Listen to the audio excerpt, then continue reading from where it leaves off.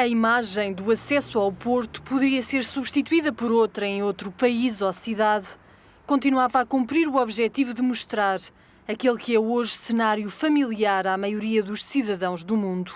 70% da população da OCDE vive nos centros urbanos e fora da Organização para o Desenvolvimento e Cooperação Económica, a percentagem é de 50%. E a urbanização levou a que não só as pessoas, como também os problemas se concentrassem e crescessem, entre eles os relacionados com a energia. Sabemos que continuam a ser os combustíveis fósseis a matriz dos usos energéticos, com a consequente emissão de gases com efeito de estufa, o aquecimento da terra e as alterações climáticas.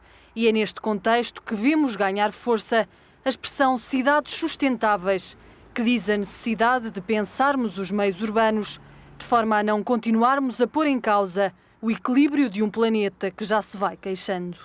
Um equilíbrio que não é só o equilíbrio de nós nos países ocidentais, mas tem que ser um equilíbrio que tem que ter atenção o Sahel, aquelas pessoas que todos os dias para arranjar a lenha para cozer os alimentos têm que andar 10 ou 20 quilómetros à procura de gravetos. Mas também de outras áreas da África e da Índia, da Ásia, etc. É uma ideia de frugalidade, de racionalidade no uso dos recursos, que também nos ajuda a passar esta crise, mas, portanto, que é uma ideia de solidariedade com todos os cidadãos deste mundo. É com base nesta ideia que a Europa reflete sobre o modelo de cidade para o século XXI e estabelece um conjunto de pontos estratégicos para atingir os objetivos da Europa 2020, como apostar em cidades à escala humana, de pequena e média dimensão, plurifuncionais, policêntricas, ecológicas, compactas e eficientes do ponto de vista energético.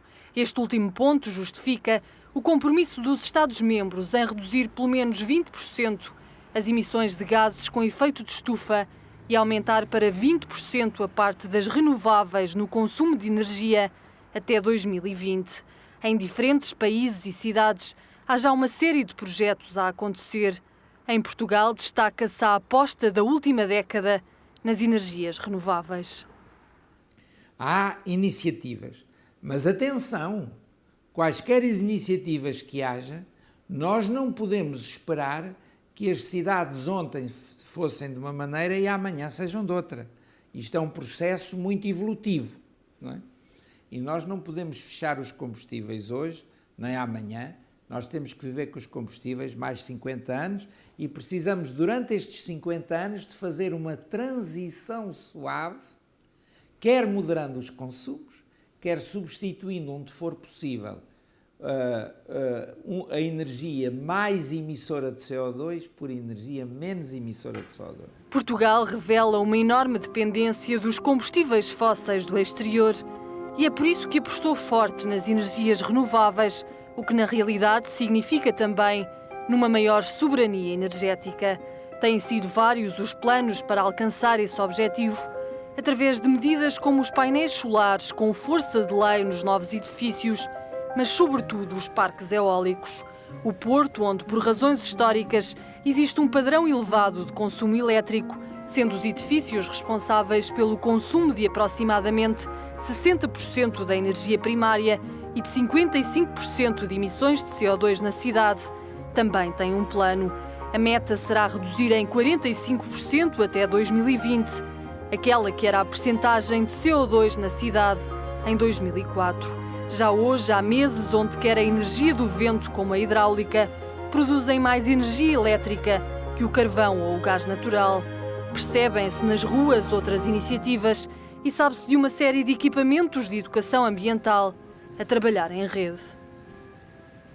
Agora, a nível do cidadão comum, pode também fazer um exercício de relativização, que terá consequências positivas ambientais e também nas faturas que paga ao fim do mês. Estou a falar, claro, de mudar lâmpadas, desligar os aparelhos à noite, de ir viajar com o carro cheio, tentar utilizar sempre possível os transportes públicos. Isso é muito importante e é o que tem mais impacto nas pessoas à nossa volta. Nós fazemos mais com o nosso exemplo e com as pequenas coisas que adotamos do que às vezes grandes medidas. Através de medidas mais ou menos complexas, a Fundação de Serralves tem dado o exemplo. Ao trabalhar na obtenção da certificação EMAS, tem conseguido melhorar desempenhos ambientais. Em 2012, gastou já 10% menos de eletricidade e 20% de gás natural. Além das intervenções nos edifícios, foi colocada sinalética a lembrar a importância de desligar luzes e equipamentos, iluminação automática nas casas de banho. E foi promovida a partilha de ideias entre os colaboradores, em paralelo com as palestras, debates e workshops pelas quais é conhecida, além dos programas educativos para os alunos das escolas. Subprodutos. Em cima tenho o produto mais leve, tenho o gás, não é? Que nós utilizamos no nosso dia-a-dia, em nossas casas, para queimar como combustível. E em baixo tenho os produtos mais pesados, o alcatrão, que eu posso utilizar nas nossas estradas. Aprendi que há vários objetos que nós temos no dia-a-dia que poluem muito mais do que nós estávamos à espera. Soubemos como a eletricidade era composta porque é que era a eletricidade composta e também disseram-nos quais é que foram os fundadores, mais ou menos, da eletricidade, que descobriram. Aprendemos que as pilhas antigamente eram cobre, zinco e um cartão e é engraçado saber isso. Existem imensos mecanismos para ter energias renováveis que são muito mais complexos do que nós pensamos. Gostei também de outra experiência que fizemos, que era a combustão do petróleo, que basicamente foi como um foguete e voou a garrafa. E também gostei de fazer a exploração da maquete, que falava sobre as refinarias de petróleo, como é que é feito. Desta vez, quando falamos com o colega do lado, é sobre o que estamos a ver. Portanto, acho que quando estamos fora das salas temos tendência a aprender mais. Portanto, no fundo, podemos resumir a 3 grandes palavras. Portanto, é educar, é divulgar e aproximar o público da ciência. Portanto, desmistificar uma série de conceitos, simplificar e levar a que as pessoas transportem estes conceitos para dentro de casa, para o seu dia-a-dia, portanto, para o cotidiano. O Parque de Serralves, como o conhecemos hoje, tem a sua gênese num jardim oitocentista que é herdado por Carlos Alberto Cabral, quando Vizela, em 1923, e a partir de 1932 é idealizado e construído segundo um projeto de Jacques Ribert, um arquiteto e urbanista francês. Construído entre as 2 grandes guerras, é uma referência singular na arte dos jardins e no conjunto dos jardins históricos portugueses, sendo atualmente considerado um espaço notável de paisagem e arte. A breve introdução à história de Serralves dá-nos uma ideia do desafio que foi reabilitar a antiga Quinta do Mata 7, a sul da propriedade. Um conjunto de edifícios destinados em tempos aos trabalhos agrícolas, património classificado da Fundação e que se quiseram recuperar para novos usos, ligados à programação do parque e ao serviço educativo. Do projeto destacou-se pela complexidade a transformação da Casa da Eira na Casa da Energia. Aqui a conservação histórica teve de ser tida em conta, a par da eficiência energética e do fim pedagógico da obra. No fundo foi um exercício bastante estimulante, em que nós tínhamos que manter uma pré-existência, que era considerada património classificado e que nós não podíamos mexer, e portanto, haver um projeto que tinha em conta as eficiências energéticas do edifício, ele só podia existir no interior. Teve que ser isolado termicamente, impermeabilizado e ao mesmo tempo teve que deixar exposto essas alterações ao projeto como uma demonstração prática das eficiências energéticas do próprio edifício. E, portanto, aqui é toda uma espécie de um quadro elétrico que apresenta os valores que resulta da existência do aerogerador e do painel solar lá fora. Portanto, os grupos escolares aqui conseguem ver os valores conforme o painel solar está ligado, o aerogerador a funcionar, etc. Além destes equipamentos de produção de energia com recurso a fontes renováveis, por todo o espaço se percebe aquele que foi o exercício dos arquitetos Matilde Seabra e Ivo Poças Martins, no sentido de tornar mais eficiente a Casa da Energia. A parede de tijolo burro esconde o isolamento térmico das paredes. A parede em tijolo foi a solução para dar um conforto acústico. O chão e o teto também isolados. Portanto, toda esta estrutura de barrotes e asnas já existia. Mantiveram na cobertura a ventilação necessária às madeiras pré-existentes. O branco da cal veio uniformizar os materiais e trouxe luz ao edifício que recebe as crianças e adolescentes, a quem mais uma vez não só se fala, como também se dá o exemplo.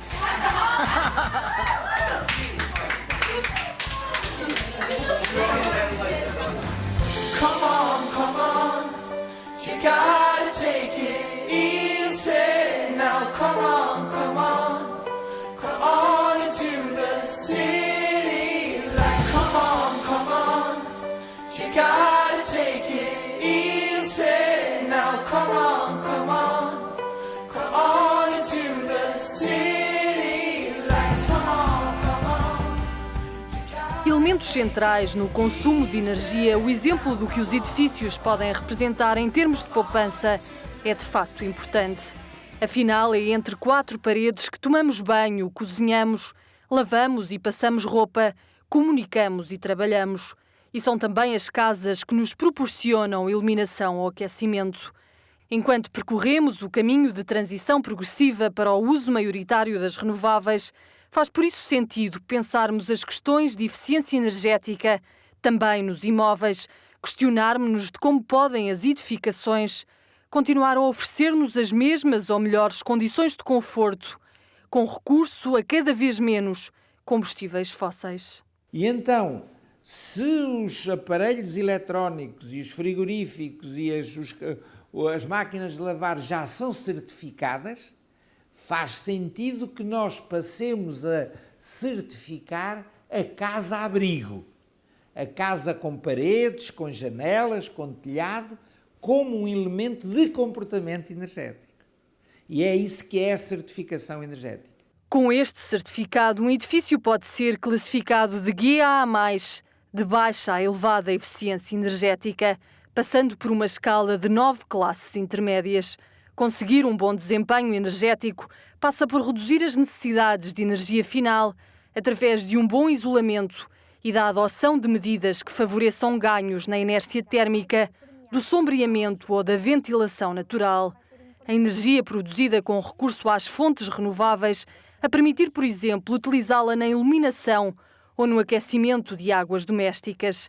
Também pela escolha de equipamentos que permitem a diminuição do consumo de energia elétrica, como sejam os coletores solares térmicos ou por iluminação de baixo consumo, como sejam as lâmpadas LED. Agora, há aqui lugar a uma palavra de alerta dos portugueses. Ora, se a ideia da certificação não for bem pegada, não for bem entendida, nós vamos assistir à criação de uma necessidade artificial de equipamentos e, portanto, em nome da eficiência, nós vamos inundar o parque construído de equipamentos que são desnecessários. Desnecessários como os aparelhos de ar-condicionado, que Eduardo Oliveira Fernandes garante não fazem falta a nenhuma residência de habitação em Portugal, salvo se estiver errado o projeto de arquitetura ou se com ironia dissermos que o objetivo é a expressão exterior de alguma riqueza. Importante também será que cada cidadão pense o que pode a casa representar sozinha em termos de conforto.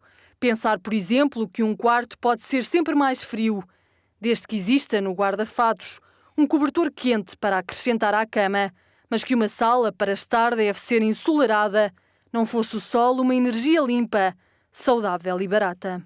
Nós temos um pedaço de território de terra extraordinariamente rico do ponto de vista vegetal, é uma espécie de campo de transição, mas é relativamente limitado e é relativamente frágil, portanto nós temos que o tratar exatamente como sendo o terreno, o jardim que nos foi dado, com conhecimento e traduzindo ou adaptando os conhecimentos que vêm lá de fora. Vivemos numa sociedade altamente consumista, que depende de consumo de matérias-primas e energia de uma forma assustadora a curto prazo. Todas as nações do mundo consumissem recursos como Portugal e outras nações desenvolvidas o fazem, precisaríamos 2, 3, 4 planetas Terra que não temos. Então como é que isto é possível? Nós estamos no fundo a gastar os recursos que seriam para as próximas gerações. Não é responsável. E além de não ser responsável, muitas vezes não se traduz em maior conforto ou felicidade. Portanto, também tem a ver com pensar o que é que nós queremos desta vida. E que é que vida e futuro queremos para os nossos filhos e se realmente o modelo e a forma como vivemos faz assim tanto sentido. O ambiente, a sustentabilidade é feita na relação do homem com o seu habitat. E no mundo, no planeta, há muitos habitats, há muitas condições climáticas, muitas condições geográficas que são muito diferenciadas. E, portanto, aqui está um desafio. Vamos, aqui há dias apareceu aí uma campanha que dizia Portugal sou eu. Eu gosto muito dela, não na lógica, também, com certeza, na lógica da exportação, etc. Mas acho que o Portugal sou eu, poderia dizer o ambiente sou eu, a energia sou eu.